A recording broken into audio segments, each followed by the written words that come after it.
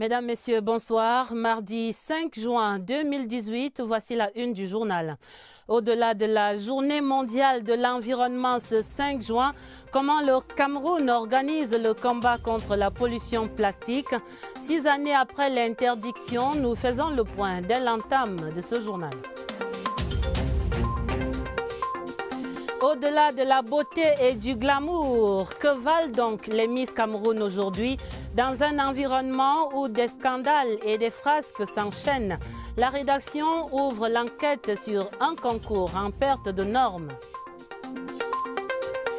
Au-delà du comité de normalisation, la FECAFOOT travaille à la renaissance du foot camerounais. Le projet de statut est soumis à un large débat après un lifting général. Le texte est à découvrir en page des sports. Voilà pour les titres. La planète bleue se meurt sous le poids des déchets plastiques. 8 millions de tonnes déversées chaque année dans les océans à travers le monde. En ce 5 juin, 46e journée mondiale de l'environnement, les Nations Unies tirent la sonnette d'alarme et appellent à combattre la pollution plastique. Le Cameroun n'est guère mieux loti avec quelques 600 000 tonnes de déchets plastiques par an à gérer.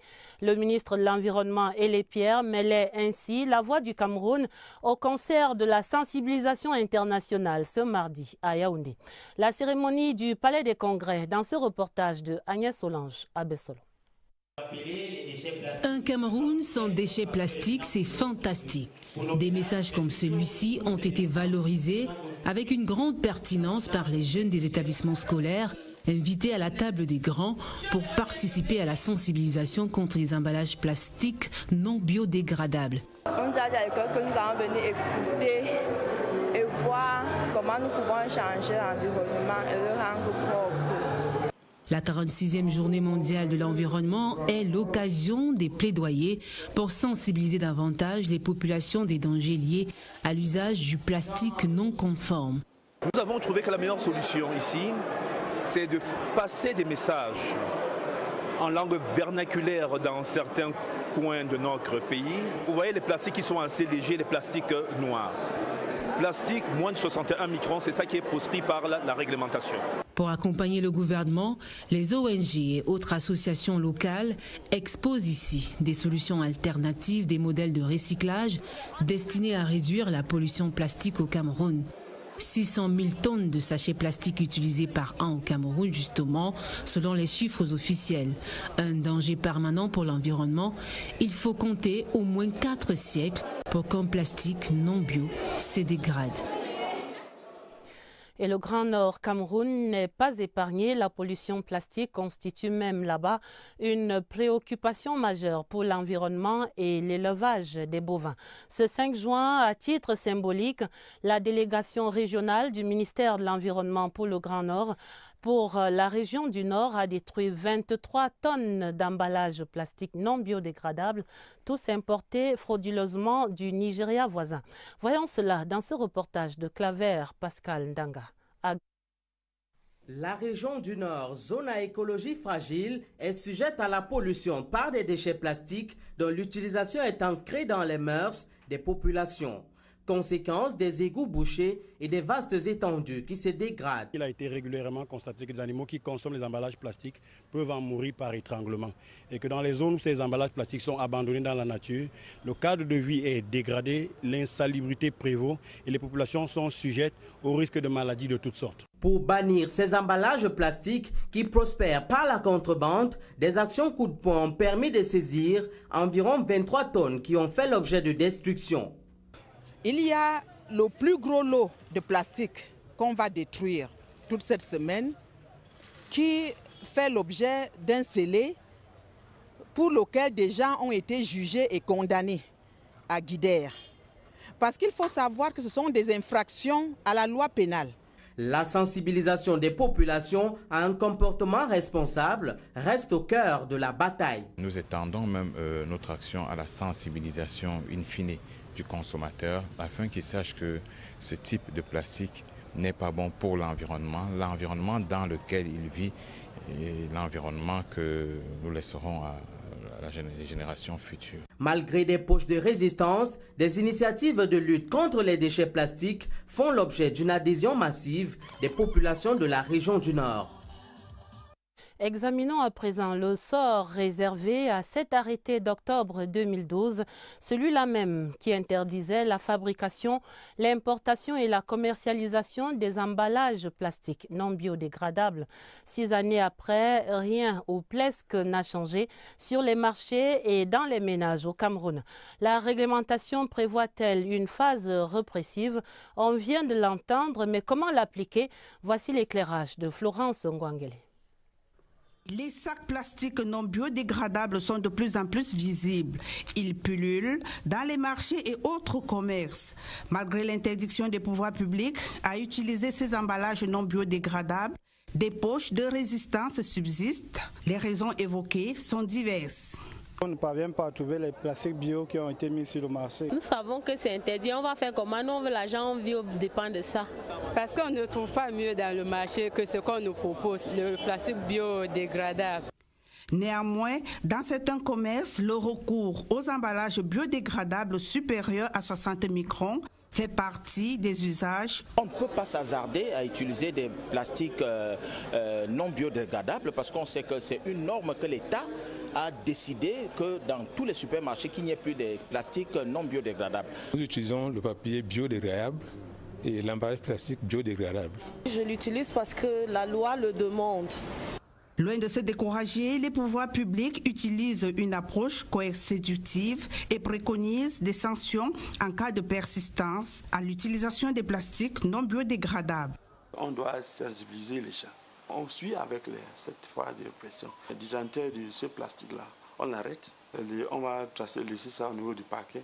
Vivement que la pratique de l'emballage biodégradable s'instaure dans les mœurs au quotidien pour des villes propres. Également impliqué dans cette journée de combat contre la pollution, le ministre des Transports rappelle aux promoteurs des centres de contrôle technique et aux automobilistes l'impérieux devoir de respecter les prescriptions en vigueur en zone CEMAC en ce qui concerne les gaz émis par les véhicules qui accentuent la pollution de l'environnement. Jean-Ernest Masséna-Ngalé-Bibé annonce d'ailleurs de prochaines descentes des équipes du Minetransport dans ces centres pour s'assurer du contrôle effectif de ces prescriptions. Le président de la République centrafricaine était en escale technique à Yaoundé ce soir. Faustin Archange Touadéra est arrivé dans la capitale ce mardi en soirée en provenance de la capitale centrafricaine Bangui. Le chef de l'État centrafricain est en transit vers l'Europe où il va assister au 5e sommet mondial sur le travail à Genève en Suisse. Le président centrafricain a été accueilli, comme on le voit ici à l'image, à Nsimalène par le Premier ministre chef du gouvernement Philémon Guian, entouré par les autorités préfectorales de la Mefou et à Famba. Faustin Archange Touadéra a d'ailleurs saisi l'occasion de cette escale pour échanger avec les membres de la communauté centrafricaine présente à Yaoundé. Le Cameroun et l'OIM, l'Organisation internationale pour les migrations, sont en phase pour la poursuite du rapatriement des migrants camerounais à travers l'Afrique. Richard Danzinger, le directeur régional de cette institution, le confiait ce mardi au ministre des Relations extérieures, le jeune Bella Mbella. Je vous propose de l'entendre au sortir de cette audience. C'est une interview menée par Étienne Pascal Azégué.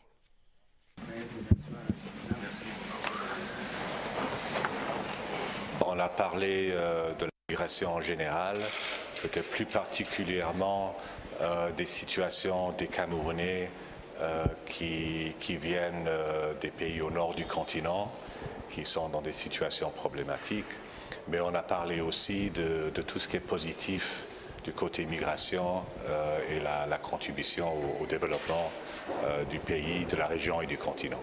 Tant qu'il y a des ressortissants camerounais à l'étranger, par exemple en transit au Sahel, nous continuerons à les assister en partenariat avec nos différents partenaires ici.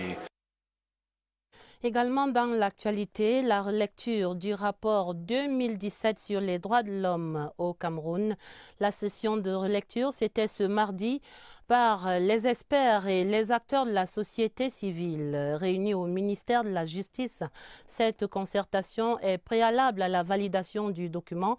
La session était présidée par le secrétaire général du ministère de la Justice. Voici le compte-rendu de Nicole Dodo. Deux faits majeurs liés au terrorisme placent le Cameroun sous les feux des projecteurs en 2017. La guerre contre la secte Boko Haram et la crise dans les deux régions du nord-ouest et du sud-ouest. Face à un tel contexte sociopolitique difficile, un défi majeur s'impose. L'État est appelé à défendre son intégrité territoriale et à promouvoir les droits de l'homme. C'est le gage de la sauvegarde de la paix sociale.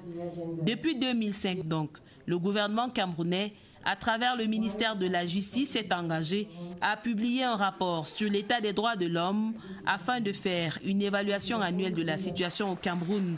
L'atelier de Yaoundé va briller par les débats interactifs entre les participants afin d'amender le projet du rapport 2017 sur l'état des droits de l'homme au Cameroun. La publication du rapport annuel sur l'état des droits de l'homme au Cameroun concrétise la ferme volonté du gouvernement à s'arrimer chaque jour davantage au contexte international de promotion et de protection des droits de l'homme.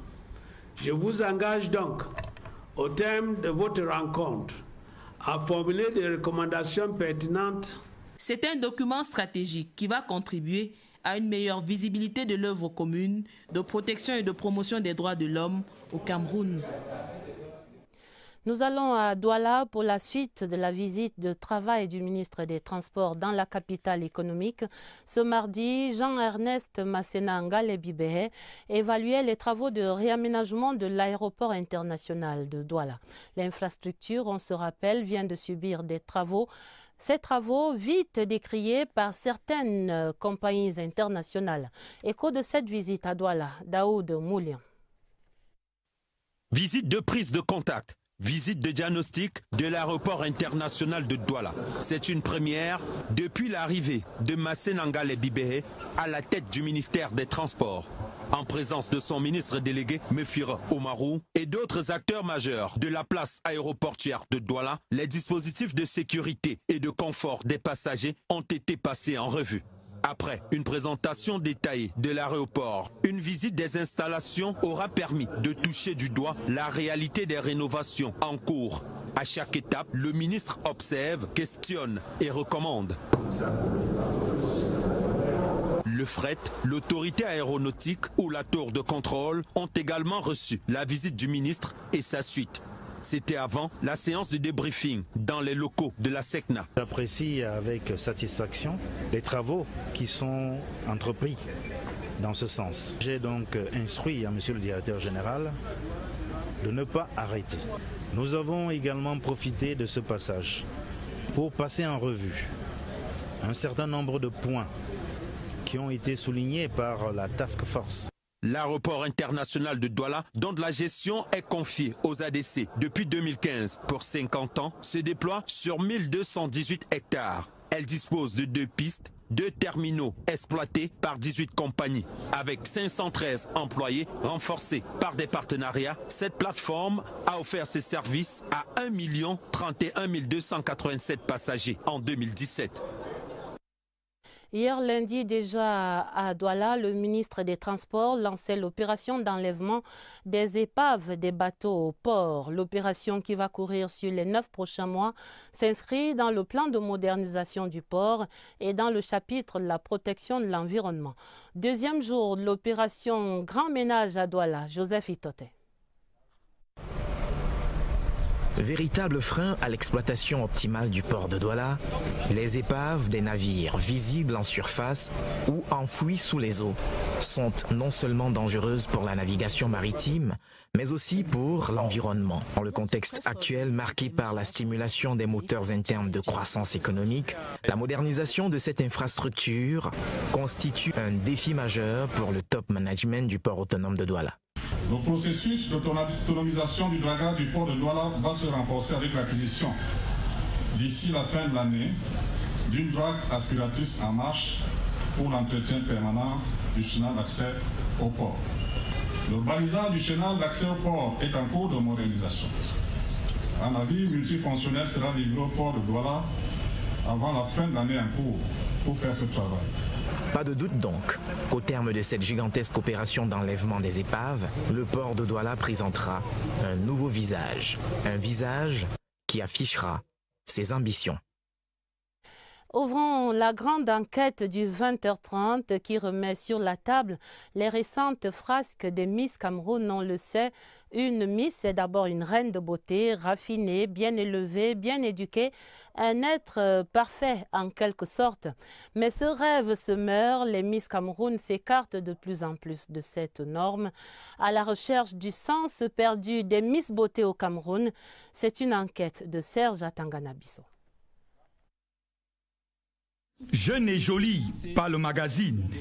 Muette et bête, c'est encore mieux. Voilà ce qu'on espère d'elle, les Miss du 237. Parce que quand elles parlent, c'est lancé, appuyé sur déranger. Quand elles entrent ici depuis 17 ans, nous leur disons, on ne paye pas pour être Miss Cameroun, on ne sort pas avec des hommes pour être Miss Cameroun. Si elles s'aventurent à prendre des risques, est-ce que vous savez qu'il y a une Miss qui a fait un enfant avec mon compagnon? La volée de bois vert, les allusions à peine voilées sur leur moralité sont-elles fondées? Les expériences sont diversement vécues. Le concours que j'ai fait, ce n'est pas le cas. Depuis que moi je fais des concours de beauté, je n'ai jamais eu une proposition pareille. Au parcours Miss Bio Pharma, je n'ai pas eu de proposition indécente. Et puis les moutons noirs, sortis du rang. Je dirais que ça marche ainsi dans certains concours en fait. La tête de file, c'est elle, Audrey Aboula, première dauphine Miss Cameroun 2016. C'est par elle que le scandale fait florès. À ma première préparation au concours, j'ai eu à avoir des propositions d'un des coordonnateurs de l'événement, mais ça s'est vraiment arrêté là. Sois belle et tais-toi. Un livre, quelle idée! Des langues se sont déliées après elle. Dénonce ton porc avant l'heure. Les preuves, on les attend comme on attend l'enfant. La dauphine, dans un monde de requins, fait ses courses tranquille. Il y a une vie après les podiums. Quand on choisit de faire un concours de beauté, tu sais que tu vas être exposé. Alors je crois qu'on est libre d'accepter ou de refuser. Donc. Tant qu'il y a des hommes, des femmes et des occasions, on aura toujours des histoires en dessous de la ceinture. La demande existe parce que peut-être il est une offre de service. Cash en face, chair fraîche en retour. Personne ne m'a vu, tant que ça se passe bien. Vivement l'assainissement dans cet autre secteur de notre vie. Samuel Etofi s'engage pour la paix et le vivre ensemble dans les deux régions du nord-ouest et du sud-ouest en crise. La mégastar du football et ancien capitaine des Lions indomptables était reçue ce mardi par Madame Nalova Lyonga. La ministre des Enseignements secondaires et notre Pichichi national ont discuté de ces questions d'une brûlante actualité au Cameroun. Évariste Eyenga, le compte-rendu. La porte s'ouvre à Samuel Eto'o, la porte de l'éducation et de la promotion des valeurs civiques. L'ancien capitaine des Lions indomptables répond à une invitation du ministre des Enseignements secondaires. Je voudrais que tu le saches. Dans un premier temps, j'aimerais que tu viennes dans la région du Sud-Est. Nalova Lyonga veut faire de Samuel un ambassadeur de la paix par l'éducation dans les régions du Nord-Ouest et du Sud-Ouest. L'acte 1 de l'audience de ce mardi se limite à un entretien de 5 minutes au cabinet ministériel. L'acte 2 à la salle de conférence est une série d'échanges. Le membre du gouvernement invite Samuel Eto'o à effectuer des descentes dans les lycées et collèges de Bamenda et de Boya. Autre proposition, l'ancien Barcelonais est convié à l'organisation d'activités sportives et de sensibilisation de la couche jeune. L'objectif est de ramener dans les salles de classe ces élèves ayant déserté en raison de la crise qui sévit dans les deux régions. Propositions acceptées par l'icône du football camerounais. En accomplissant cette mission à venir, le joueur aura à cœur de restituer à ses compatriotes le soutien qu'ils lui ont apporté dans les stades. Quand je descendais en Fadena, je me sentais plus ou moins comme un dieu parce que je donnais des émotions aux gens. Et en retour, j'avais cet amour-là. Je recevais des lettres quand je me suis blessé à Barcelone. Samuel Eto'o et sa fondation privée envisagent par ailleurs la mise en œuvre d'un projet sportif de grande ampleur au bénéfice des plus jeunes des deux régions sans distinction.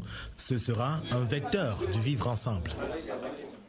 Le ministre de la Santé publique présidait ce mardi à Yaoundé la session de validation des candidats à la couverture santé universelle.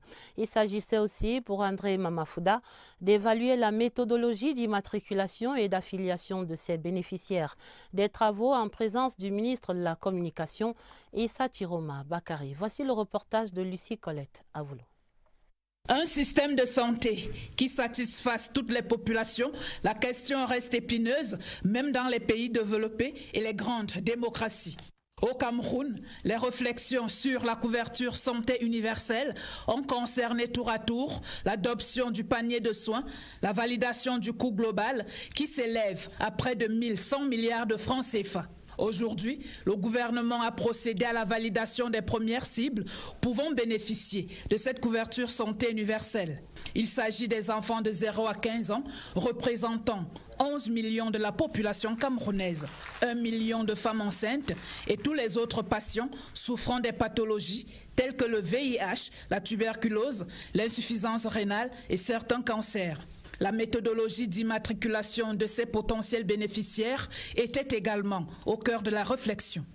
Nous avons opté pour que chacun de nous ait un identifiant unique.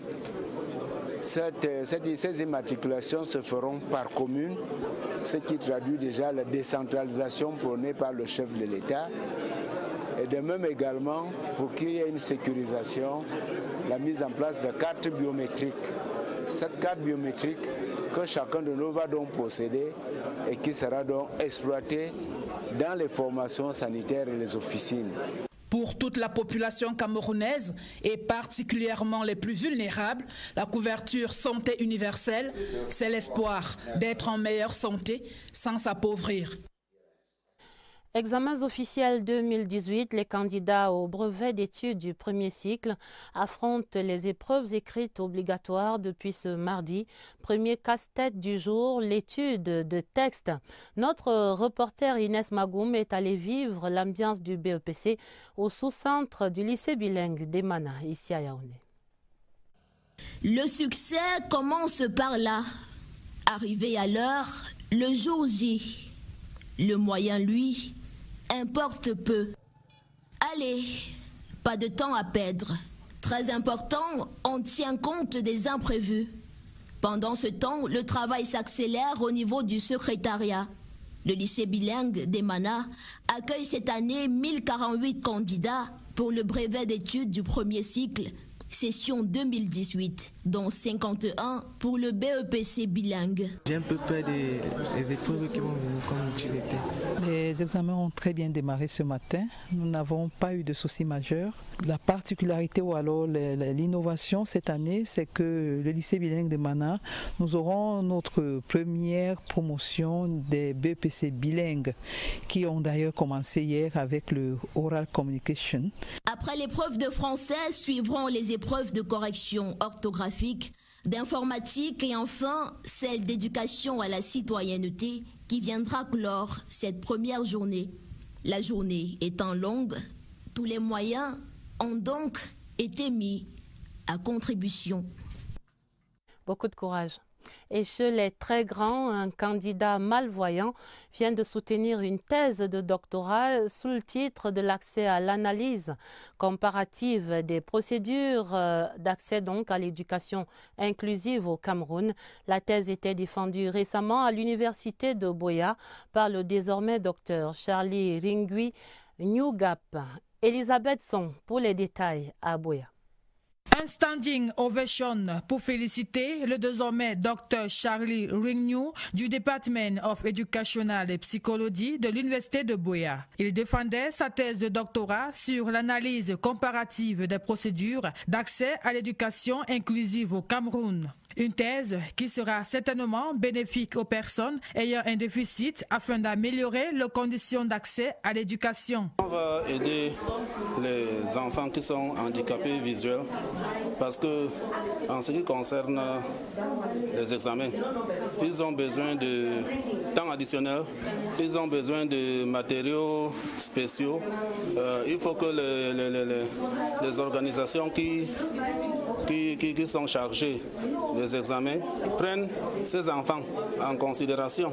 Ces travaux sont suivis avec beaucoup d'intérêt par les membres du jury. Il a bien soutenu, il a fait le voyage au Ghana, Nigeria et ici au Cameroun. Je crois bien que tout le monde va exploiter les résultats. Charlie Rignew est l'un des premiers étudiants handicapés visuels à défendre sa thèse de doctorat à l'Université de Buea dans le cadre de l'implémentation de l'éducation inclusive. Parlons religion et les musulmans qui entrent dans les 10 premiers jours du Ramadan. Dernière ligne droite, les 10 derniers jours, voulais-je dire. Dernière ligne droite capitale pour ces fidèles musulmans pour qui le Coran aurait été révélé au prophète Mahomet dans cette dernière décade. Une symbolique importante expliquée ici par Atabadine Omar. La nuit et son silence sont des alliés majeurs en cette période cruciale du mois de Ramadan. Pour Pour le croyant musulman, la dernière décade du mois sacré est l'assaut final dans sa quête de l'excellence dans la piété, dans sa quête de félicité. Il faut chercher le pardon de Dieu. Il faut chercher l'affranchissement de l'enfer. Et il faut chercher surtout que la vie soit meilleure à l'au-delà. Ramadan est le mois du lien entre l'être et son créateur, entre le croyant et son livre saint, entre l'homme, ses proches et son entourage, dans un esprit de charité et de générosité. Le fidèle redouble alors d'efforts et d'actes de foi. Pendant ces 10 dernières nuits, les musulmans doivent faire l'effort pour adorer Allah subhanahu wa ta'ala en effectuant les prières surrogatoires. Dans les mosquées, l'heure est au recueillement, à l'intensification des prières, aux invocations et à la lecture du Coran. Le moment est idéal pour une retraite spirituelle. Ils sont dans la mosquée et il y a les prêches. Et eux-mêmes, ils ont le temps de lire le Coran. Parce que quand ils arrivent là, il y a le déjeuner collectif. Si on dit les 10 derniers jours là, il y a environ plus de 2500 personnes. Les jours les plus longs, les 10 derniers, avant l'Aïd, la fête, cachent en leur sein une nuit, celle du destin. Une nuit parmi d'autres, mais une nuit pas comme les autres. Le prophète sallallahu alayhi wa sallam a dit qu'il faut chercher la nuit du destin pendant les 10 dernières nuits. Cette nuit a une valeur au-delà de 1000 mois d'adoration intense. En attendant et dans l'espoir de vivre la nuit du destin, chaque fidèle, dans le silence de la nuit, confie à son Créateur ses blessures, ses doutes, ses vœux et ses rêves, afin d'obtenir sa grâce et sa bénédiction. Derniers hommages de l'Assemblée nationale à l'ancien secrétaire général adjoint de l'institution, décédé le 13 mai dernier des suites de maladie. La dépouille mortelle de François Eyok était inhumée ce dernier week-end à Logbon par Puma. Clarisse Tank. François Eyok, ancien chef de service des commissions de l'Assemblée législative du Cameroun oriental, ancien secrétaire général adjoint chargé des affaires administratives, membre du bureau de l'Assemblée nationale, a entamé son voyage sans retour à la mort de l'hôpital central de Yaoundé. Des personnalités de tous bords, les membres de la famille parlementaire, avec au premier rang l'honorable Rosette Ayayi, représentante du très honorable Kavaï Yegé-Djibril, des anonymes mais aussi des membres de sa famille et des proches, ont tenu à lui faire leurs adieux. Un hommage qui s'est poursuivi en Logbon par Puma. C'était l'occasion de revisiter les états de service de ce haut commis de l'État, pétri d'expérience, qui a passé l'arme à gauche à l'âge de 79 ans. Sa grande connaissance de l'histoire vécue de notre pays et compte tenu de son expérience professionnelle acquise durant ces années en activité, nous croyons pouvoir dire qu'il nous quitte à l'âge de la sagesse, après une vie bien remplie. Pour la famille du défunt, c'est une perte incommensurable. Il garde un souvenir indélébile du défunt père et époux. Ce n'est pas quelqu'un de très expressif, protecteur, c'était quelqu'un de très minutieux, quelqu'un de rigoureux et de méticuleux. Et pour la famille parlementaire, la perte de cet homme d'expérience reste énorme. Eyok François repose désormais ici, dans son village, terre qu'il a vu naître il y a 79 ans.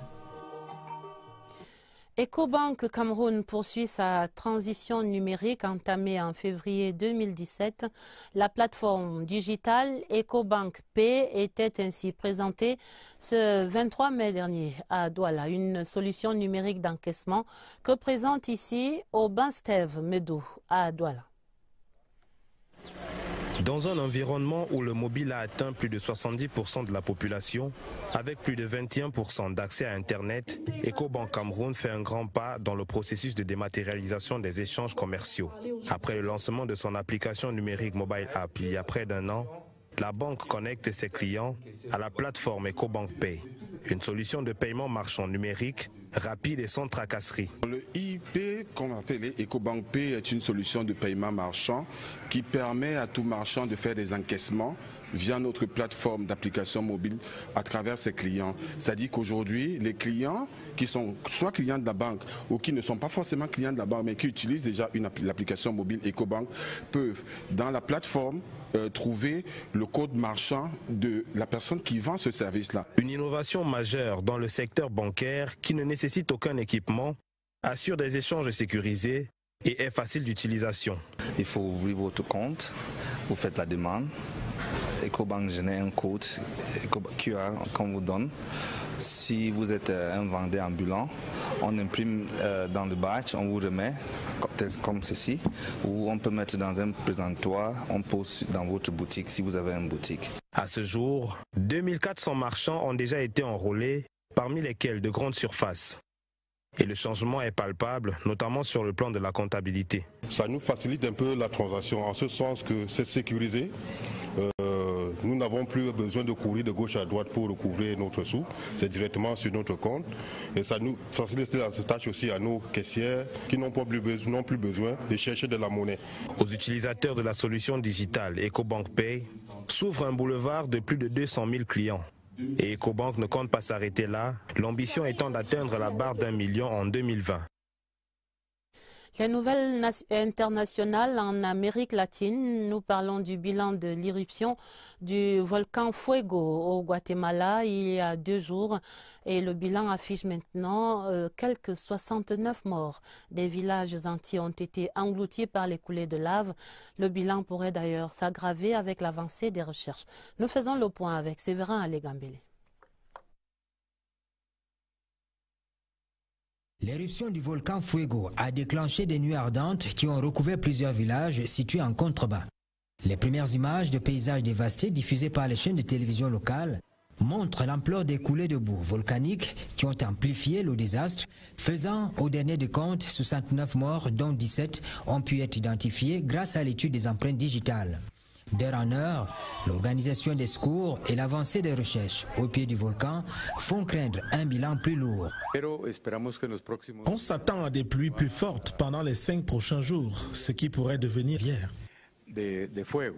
Selon les témoins, pendant 16 heures, on a vu des colonnes de fumée menaçant la vie des personnes occupant les villages situés sur le flanc du volcan. L'éruption a touché les communes rurales proches du volcan et la cité coloniale d'Antigua. Le président Jimmy Morales a décrété un deuil national de 3 jours. La page des sports, le comité de normalisation de la FECAFOOT prépare l'Assemblée générale de rattrapage, celle même de 2009 et ce sera le 27 juin prochain.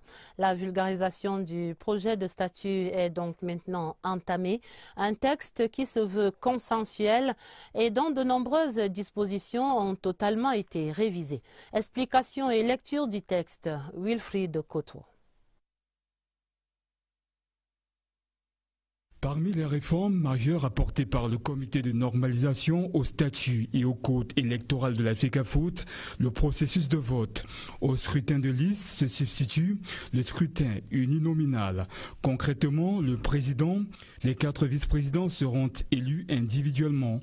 Exclus du champ de ces élections, les élus tels que les députés, les sénateurs, les maires, des personnes occupant des hautes fonctions à l'instar des directeurs généraux des sociétés et tutti quanti. L'institution de l'équilibre linguistique passe d'une règle non écrite à une règle écrite. Si le président élu est francophone, le premier vice-président est automatiquement anglophone et vice-versa. L'Assemblée générale, l'organe législatif de la FECAFOOT, voit son effectif réduit de 90 à 78 membres. Par ailleurs, les clubs appelés à participer au scrutin ont été circonscrits dans le temps. Il s'agit des clubs ayant régulièrement participé au championnat amateur de la saison 2011-2012. Et les clubs, eux, qui ont participé au championnat 2017-2018 en cours. Ces nouveaux statuts destinés à faire souffler un vent nouveau sur la FECAFOOT ouvriront la voie à l'élection d'un nouvel exécutif fédéral le 17 août 2018. Des nouvelles qui mettent un terme à cette édition du 20h30. Pour l'essentiel, on retient qu'au-delà de la journée mondiale de l'environnement ce 5 juin, le Cameroun organise le combat contre la pollution plastique. Mais 6 années après l'interdiction, les plastiques jouent la résistance toujours et encore. Au-delà de la beauté et du glamour, que valent donc les Miss Cameroun aujourd'hui? On a examiné cet environnement marqué par des scandales et des frasques conduites par ces Miss d'un autre genre. Et au-delà du comité de normalisation, la FECAFOOT travaille maintenant à la renaissance du football camerounais. Le projet de statut est soumis à un large débat. Un lifting général du texte qui va se poursuivre jusqu'au 27 juin, date de l'Assemblée générale. C'est la fin du 20h30, préparé avec la collaboration de Oswald Modung. D'autres informations, ce sera le minuit sur cette antenne avec Nicole Doudou et Baldwin Sama. Retrouvez juste après le journal la table ronde donnée par la section camerounaise de l'Union de la presse francophone et l'Union européenne. Vous pouvez revoir ce journal et toutes les éditions d'information de CRTV News sur notre site internet www.crtv.cm. Très belle soirée sur la CRTV et à demain 20h30.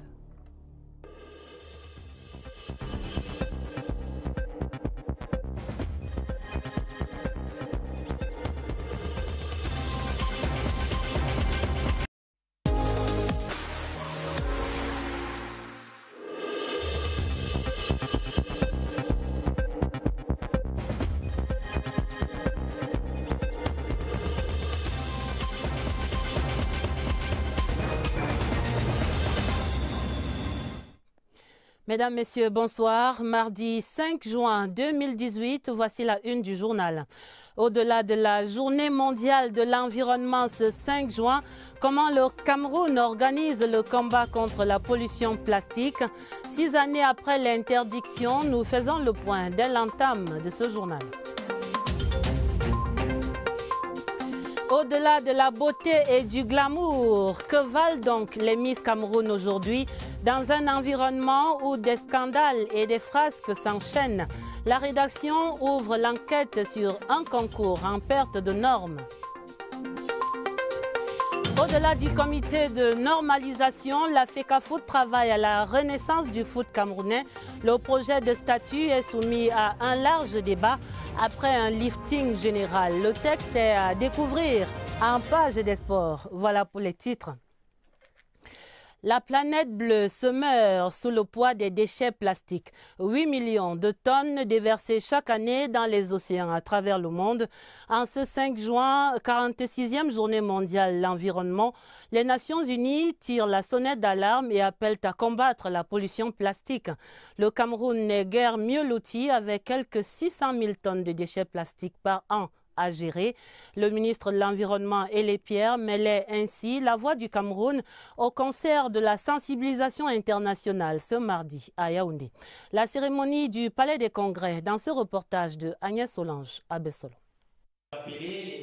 Un Cameroun sans déchets plastiques, c'est fantastique.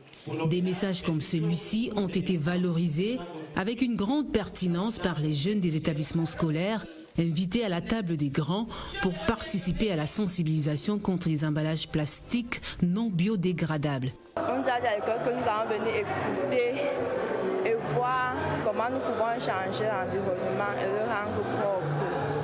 La 46e journée mondiale de l'environnement est l'occasion des plaidoyers pour sensibiliser davantage les populations des dangers liés à l'usage du plastique non conforme.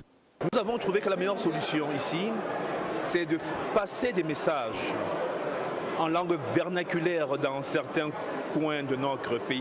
Vous voyez les plastiques qui sont assez légers, les plastiques noirs. Plastique, moins de 61 microns, c'est ça qui est proscrit par la réglementation. Pour accompagner le gouvernement, les ONG et autres associations locales exposent ici des solutions alternatives, des modèles de recyclage destinés à réduire la pollution plastique au Cameroun. 600 000 tonnes de sachets plastiques utilisés par an au Cameroun, justement, selon les chiffres officiels. Un danger permanent pour l'environnement. Il faut compter au moins 4 siècles pour qu'un plastique non bio se dégrade. Et le Grand Nord Cameroun n'est pas épargné. La pollution plastique constitue même là-bas une préoccupation majeure pour l'environnement et l'élevage des bovins. Ce 5 juin, à titre symbolique, la délégation régionale du ministère de l'Environnement pour le Grand Nord pour la région du Nord a détruit 23 tonnes d'emballages plastiques non biodégradables, tous importés frauduleusement du Nigeria voisin. Voyons cela dans ce reportage de Claver Pascal Ndanga. La région du Nord, zone à écologie fragile, est sujette à la pollution par des déchets plastiques dont l'utilisation est ancrée dans les mœurs des populations. Conséquence des égouts bouchés et des vastes étendues qui se dégradent. Il a été régulièrement constaté que les animaux qui consomment les emballages plastiques peuvent en mourir par étranglement. Et que dans les zones où ces emballages plastiques sont abandonnés dans la nature, le cadre de vie est dégradé, l'insalubrité prévaut et les populations sont sujettes au risque de maladies de toutes sortes. Pour bannir ces emballages plastiques qui prospèrent par la contrebande, des actions coup de poing ont permis de saisir environ 23 tonnes qui ont fait l'objet de destruction. Il y a le plus gros lot de plastique qu'on va détruire toute cette semaine qui fait l'objet d'un scellé. En général, peut-être plus particulièrement des situations des Camerounais qui viennent des pays au nord du continent, qui sont dans des situations problématiques. Mais on a parlé aussi de tout ce qui est positif du côté migration et la contribution au développement du pays, de la région et du continent. Tant qu'il y a des ressortissants camerounais à l'étranger, par exemple en transit au Sahel, nous continuerons à les assister en partenariat avec nos différents partenaires ici. Également dans l'actualité, la relecture du rapport 2017 sur les droits de l'homme au Cameroun. La session de relecture, c'était ce mardi par les experts et les acteurs de la société civile réunis au ministère de la Justice. Cette concertation est préalable à la validation du document. La session était présidée par le secrétaire général du ministère de la Justice. Voici le compte-rendu de Nicole Dodo. 2 faits majeurs liés au terrorisme placent le Cameroun sous les feux des projecteurs en 2017. La guerre contre la secte Boko Haram et la crise dans les 2 régions du nord-ouest et du sud-ouest. Face à un tel contexte sociopolitique difficile, un défi majeur s'impose. L'État est appelé à défendre son intégrité territoriale et à promouvoir les droits de l'homme. C'est le gage de la sauvegarde de la paix sociale. Depuis 2005 donc, le gouvernement camerounais, à travers le ministère de la Justice, s'est engagé à publier un rapport sur l'état des droits de l'homme afin de faire une évaluation annuelle de la situation au Cameroun.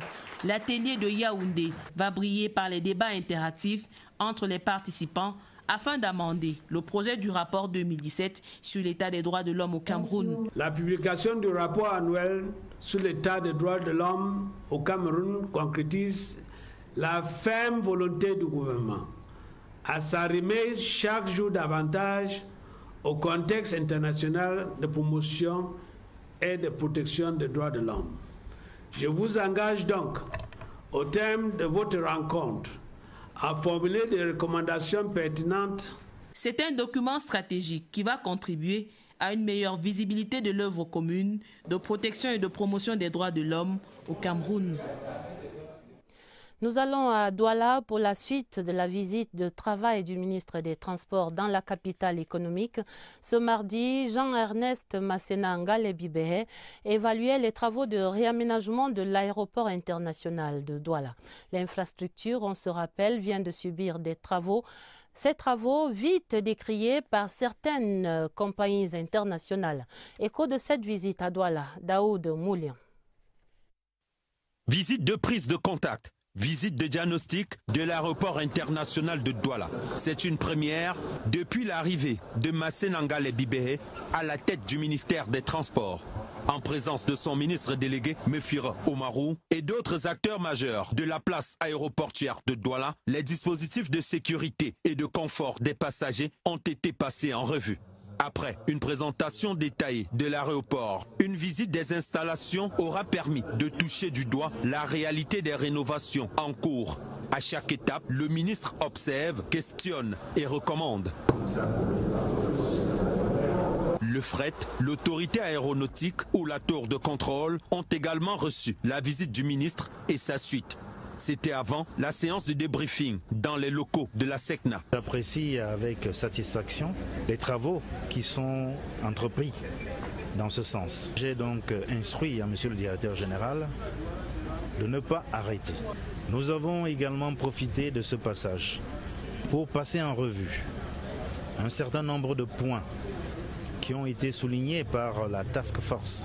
L'aéroport international de Douala, dont la gestion est confiée aux ADC depuis 2015 pour 50 ans, se déploie sur 1218 hectares. Elle dispose de 2 pistes, 2 terminaux exploités par 18 compagnies. Avec 513 employés renforcés par des partenariats, cette plateforme a offert ses services à 1 031 287 passagers en 2017. D'une brûlante actualité au Cameroun. Évariste Eyenga, le compte-rendu. La porte s'ouvre à Samuel Eto'o, la porte de l'éducation et de la promotion des valeurs civiques. L'ancien capitaine des Lions Indomptables répond à une invitation du ministre des Enseignements secondaires. Je voudrais que tu le saches. Dans un premier temps, j'aimerais que tu viennes dans la région du Sud-Est. Nalova Lyonga veut faire de Samuel un ambassadeur de la paix par l'éducation dans les régions du Nord-Ouest et du Sud-Ouest. L'acte 1 de l'audience de ce mardi se limite à un entretien de 5 minutes au cabinet ministériel.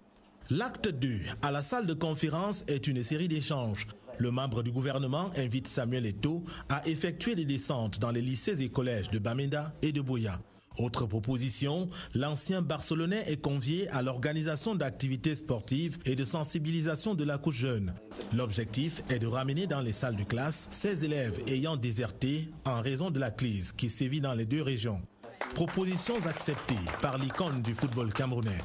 En accomplissant cette mission à venir, le joueur aura à cœur de restituer à ses compatriotes le soutien qu'ils lui ont apporté dans les stades. Quand je descendais en Fadena, je me sentais plus ou moins comme un dieu parce que je donnais des émotions aux gens. Et en retour, j'avais cet amour-là. Je recevais des lettres quand je me suis blessé à Barcelone. Samuel Eto'o et sa fondation privée envisagent par ailleurs la mise en œuvre d'un projet sportif de grande ampleur au bénéfice des plus jeunes des 2 régions sans distinction. Ce sera un vecteur du vivre ensemble. Le ministre de la Santé publique présidait ce mardi à Yaoundé la session de validation des candidats à la couverture santé universelle. Il s'agissait aussi pour André Mamafouda d'évaluer la méthodologie d'immatriculation et d'affiliation de ses bénéficiaires. Des travaux en présence du ministre de la Communication, Issa Chiroma Bakari. Voici le reportage de Lucie Colette Avoulo. Un système de santé qui satisfasse toutes les populations, la question reste épineuse, même dans les pays développés et les grandes démocraties. Au Cameroun, les réflexions sur la couverture santé universelle ont concerné tour à tour l'adoption du panier de soins, la validation du coût global qui s'élève à près de 1100 milliards de francs CFA. Aujourd'hui, le gouvernement a procédé à la validation des premières cibles pouvant bénéficier de cette couverture santé universelle. Il s'agit des enfants de 0 à 15 ans, représentant 11 millions de la population camerounaise, 1 million de femmes enceintes et tous les autres patients souffrant des pathologies telles que le VIH, la tuberculose, l'insuffisance rénale et certains cancers. La méthodologie d'immatriculation de ces potentiels bénéficiaires était également au cœur de la réflexion. Nous avons opté pour que chacun de nous ait un identifiant unique. Ces immatriculations se feront par commune, ce qui traduit déjà la décentralisation prônée par le chef de l'État. Et de même également, pour qu'il y ait une sécurisation, la mise en place de cartes biométriques. Cette carte biométrique que chacun de nous va donc posséder et qui sera donc exploitée dans les formations sanitaires et les officines. Pour toute la population camerounaise et particulièrement les plus vulnérables, la couverture santé universelle, c'est l'espoir d'être en meilleure santé sans s'appauvrir. Examens officiels 2018, les candidats au brevet d'études du premier cycle affrontent les épreuves écrites obligatoires depuis ce mardi. Premier casse-tête du jour, l'étude de texte. Notre reporter Inès Magoum est allé vivre l'ambiance du BEPC au sous-centre du lycée bilingue d'Emana, ici à Yaoundé. Le succès commence par là. Arrivé à l'heure, le jour J. Le moyen, lui, importe peu. Allez, pas de temps à perdre. Très important, on tient compte des imprévus.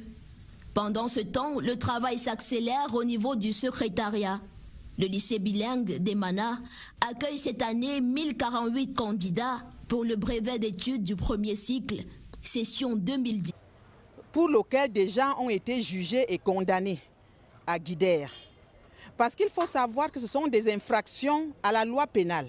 La sensibilisation des populations à un comportement responsable reste au cœur de la bataille. Nous étendons même notre action à la sensibilisation in fine du consommateur afin qu'il sache que ce type de plastique n'est pas bon pour l'environnement dans lequel il vit et l'environnement que nous laisserons à les générations futures. Malgré des poches de résistance, des initiatives de lutte contre les déchets plastiques font l'objet d'une adhésion massive des populations de la région du Nord. Examinons à présent le sort réservé à cet arrêté d'octobre 2012, celui-là même qui interdisait la fabrication, l'importation et la commercialisation des emballages plastiques non biodégradables. 6 années après, rien ou presque n'a changé sur les marchés et dans les ménages au Cameroun. La réglementation prévoit-elle une phase répressive? On vient de l'entendre, mais comment l'appliquer? Voici l'éclairage de Florence Ngwangele. Les sacs plastiques non biodégradables sont de plus en plus visibles. Ils pullulent dans les marchés et autres commerces. Malgré l'interdiction des pouvoirs publics à utiliser ces emballages non biodégradables, des poches de résistance subsistent. Les raisons évoquées sont diverses. On ne parvient pas à trouver les plastiques bio qui ont été mis sur le marché. Nous savons que c'est interdit, on va faire comment? Nous, on veut l'argent, on dépend de ça. Parce qu'on ne trouve pas mieux dans le marché que ce qu'on nous propose, le plastique biodégradable. Néanmoins, dans certains commerces, le recours aux emballages biodégradables supérieurs à 60 microns fait partie des usages. On ne peut pas s'hasarder à utiliser des plastiques non biodégradables parce qu'on sait que c'est une norme que l'État a décidé que dans tous les supermarchés, qu'il n'y ait plus de plastiques non biodégradables. Nous utilisons le papier biodégradable et l'emballage plastique biodégradable. Je l'utilise parce que la loi le demande. Loin de se décourager, les pouvoirs publics utilisent une approche coercitive et préconisent des sanctions en cas de persistance à l'utilisation des plastiques non biodégradables. On doit sensibiliser les gens. On suit avec cette phase de répression. Les détenteurs de ce plastique-là, on arrête. On va tracer ici ça au niveau du parquet. Vivement que la pratique de l'emballage biodégradable s'instaure dans les mœurs au quotidien pour des villes propres. Également impliqué dans cette journée de combat contre la pollution, le ministre des Transports rappelle aux promoteurs des centres de contrôle technique et aux automobilistes l'impérieux devoir de respecter les prescriptions en vigueur en zone CEMAC en ce qui concerne les gaz émis par les véhicules qui accentuent la pollution de l'environnement. Jean-Ernest Masséna Ngalé-Bibé annonce d'ailleurs de prochaines descentes des équipes du Minetransport dans ces centres pour s'assurer du contrôle effectif de ces prescriptions. Le président de la République centrafricaine était en escale technique à Yaoundé ce soir. Faustin Archange Touadéra est arrivé dans la capitale ce mardi en soirée en provenance de la capitale centrafricaine Bangui. Le chef de l'État centrafricain est en transit vers l'Europe où il va assister au 5e sommet mondial sur le travail à Genève en Suisse. Le président centrafricain a été accueilli, comme on le voit ici à l'image, à Nsimalène par le Premier ministre chef du gouvernement Philémon Guian, entouré par les autorités préfectorales de la Mefou et à Famba. Faustin Archange Touadéra a d'ailleurs saisi l'occasion de cette escale pour échanger avec les membres de la communauté centrafricaine présente à Yaoundé. Le Cameroun et l'OIM, l'Organisation internationale pour les migrations, sont en phase pour la poursuite du rapatriement des migrants camerounais à travers l'Afrique. Richard Danzinger, le directeur régional de cette institution, le confiait ce mardi au ministre des Relations extérieures, le jeune Bella Mbella. Je vous propose de l'entendre au sortir de cette audience. C'est une interview menée par Étienne Pascal Azégué.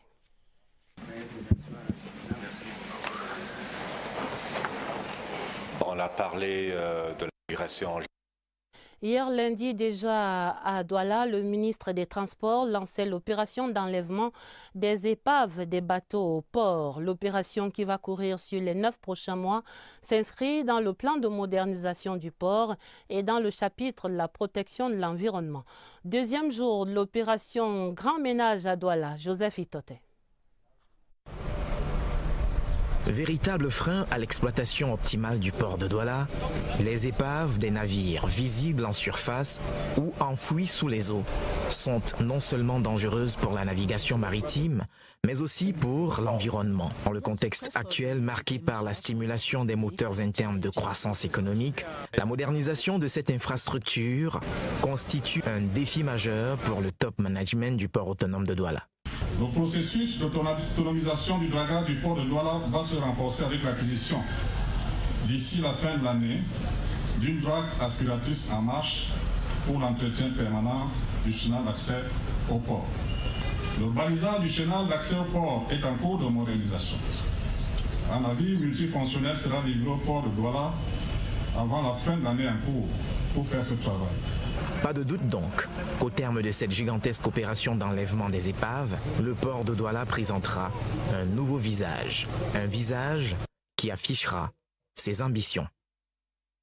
Ouvrons la grande enquête du 20h30 qui remet sur la table les récentes frasques des Miss Cameroun. On le sait, une Miss est d'abord une reine de beauté, raffinée, bien élevée, bien éduquée, un être parfait en quelque sorte. Mais ce rêve se meurt, les Miss Cameroun s'écartent de plus en plus de cette norme. À la recherche du sens perdu des Miss Beauté au Cameroun, c'est une enquête de Serge Atangana-Bissot. Jeune et jolie, pas le magazine. Muette et bête, c'est encore mieux. Voilà ce qu'on espère d'elles, les Miss du 237. Parce que quand elles parlent, c'est lancé, appuyé sur déranger. Quand elles entrent ici depuis 17 ans, nous leur disons, on ne paye pas pour être Miss Cameroun, on ne sort pas avec des hommes pour être Miss Cameroun. Si elles s'aventurent à prendre des risques, est-ce que vous savez qu'il y a une Miss qui a fait un enfant avec mon compagnon? La volée de bois vert, les allusions à peine voilées sur leur moralité sont-elles fondées? Les expériences sont diversement vécues. Le concours que j'ai fait, ce n'est pas le cas. Depuis que moi je fais des concours de beauté, je n'ai jamais eu une proposition pareille. Au parcours Miss Bio Pharma, je n'ai pas eu de proposition indécente. Et puis les moutons noirs, sortis du rang. Je dirais que ça marche ainsi dans certains concours en fait. La tête de file, c'est elle, Audrey Aboula, première dauphine Miss Cameroun 2016. C'est par elle que le scandale fait florès. À ma première préparation au concours, j'ai eu à avoir des propositions d'un des coordonnateurs de l'événement, mais ça s'est vraiment arrêté là. Sois belle et tais-toi. Un livre, quelle idée! Des langues se sont déliées après elle. Dénonce ton porc avant l'heure. Les preuves, on les attend comme on attend l'enfant. La dauphine, dans un monde de requins, fait ses courses tranquille. Il y a une vie après les podiums. Quand on choisit de faire un concours de beauté, tu sais que tu vas être exposé. Alors je crois qu'on est libre d'accepter ou de refuser. Donc. Tant qu'il est des hommes, des femmes et des occasions, on aura toujours des histoires en dessous de la ceinture. La demande existe parce que peut-être il est une offre de service. Cash en face, chair fraîche en retour. Personne ne m'a vu, tant que ça se passe bien. Vivement l'assainissement dans cet autre secteur de notre vie. Samuel Etofi s'engage pour la paix et le vivre ensemble dans les deux régions du nord-ouest et du sud-ouest en crise. La mégastar du football et ancien capitaine des Lions indomptables était reçue ce mardi par Madame Nalova Lyonga. La ministre des Enseignements secondaires et notre Pichichi national ont discuté de ces questions.